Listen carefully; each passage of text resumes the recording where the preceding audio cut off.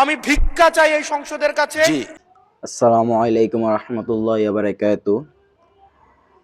আজকের ভিডিওটা হলো কুমিল্লা দেবিদ্বার ৪ আসন মোহাম্মদ হাসনাত আব্দুল্লাহ।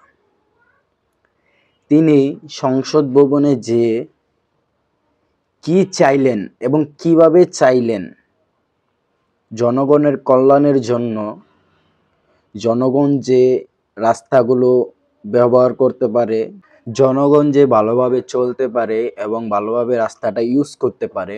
কুমিল্লা সড়ক দুর্ঘটনা বেড়ে গিয়েছে, তার জন্য মোহাম্মদ হাসনাত আব্দুল্লাহ সংসদ ভবনেতে চেয়ে বসেন যে রাস্তাটা ঠিক করে দিতে হবে, কারণ সড়ক দুর্ঘটনায় অনেক মানুষ মারা যাচ্ছে।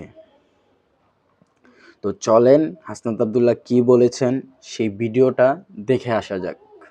আপনার মাধ্যমে মন্ত্রী মহোদয়কে যদি আপনি একটা রুলিং দিতেন এই বিষয়ে যেন উনি যথাযথভাবে ব্যবস্থা নেয়।